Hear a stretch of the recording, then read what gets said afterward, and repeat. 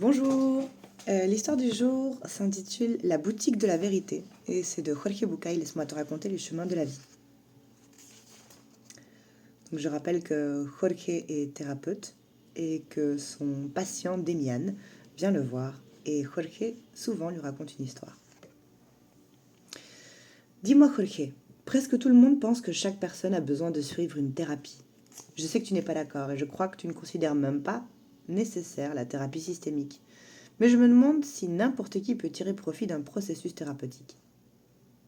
Oui, répond Jorge. N'importe qui? Disons que cela peut être utile à quiconque veut en tirer profit. Mais pourquoi quelqu'un ne voudrait-il pas en tirer profit? Anthony de Mello raconte une merveilleuse histoire qui, semble-t-il, pourrait nous aider dans cette recherche. L'homme se promenait dans les petites rues de la ville provinciale. Il avait du temps, et c'est pourquoi il s'arrêtait quelques instants devant chaque vitrine, devant chaque boutique, sur chaque place. En tournant le coin d'une rue, il se vit tout à coup devant un modeste local dont la vitrine était vide. Intrigué, il s'approcha et colla son visage à la vitre pour pouvoir regarder à l'intérieur. C'était sombre, et on voyait juste un chevalet sur lequel était posée une pancarte écrite à la main qui annonçait « Boutique de la vérité ». Surpris, l'homme pensa que c'était un nom de fantaisie, mais incapable d'imaginer ce qu'on y vendait, il entra. S'approchant de la demoiselle qui s'y trouvait au comptoir, il demanda « Pardon, c'est bien la boutique de la vérité ?»« Oui, monsieur. Quel genre de vérité cherchez-vous? Une vérité partielle? Une vérité relative? Une vérité statistique? Ou la vérité complète ?» Ainsi donc, on vendait là de la vérité? Mais jamais il n'avait imaginé que ce fût possible. Arriver à emporter la vérité, quelle merveille! « Ok, je voudrais la vérité complète, » répondit l'homme sans hésiter. « Je suis tellement fatigué des mensonges et des falsifications, pensa-t-il.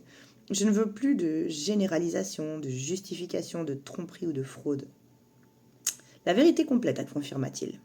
« Bien, monsieur, veuillez me suivre. » La demoiselle accompagna le client vers un autre secteur et, lui montrant un vendeur au visage sévère, lui dit « Ce monsieur va s'occuper de vous. »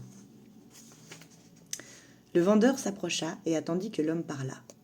« Je viens chercher la vérité complète. »« Eh bien, pardonnez-moi, monsieur, mais en connaissez-vous le prix ?»« Ah non, quel est-il » répondit-il machinalement. En réalité, il était disposé à payer n'importe quel prix pour pouvoir avoir toute la vérité. « Si vous l'emportez, dit le vendeur, le prix est que plus jamais vous ne serez en paix. » Un frisson parcourut le dos de l'homme. Jamais il n'avait imaginé que le prix fût si élevé. Merci. Excusez-moi, balbutia-t-il. Il fit demi-tour et sortit de la boutique en baissant les yeux. Il se sentit un peu triste en se rendant compte qu'il n'était pas encore prêt pour la vérité absolue, qu'il avait encore besoin de quelques mensonges grâce auxquels trouver le repos, de quelques mythes et idéalisations où se réfugier, de quelques justifications pour ne pas avoir à s'affronter lui-même. Peut-être plus tard, pensa-t-il. Tu vois, Demian, ce qui est profitable pour moi ne l'est pas forcément pour quelqu'un d'autre. Il peut arriver, et il est juste qu'il en soit ainsi, que quelqu'un croit que le prix de certains profits soit trop élevé.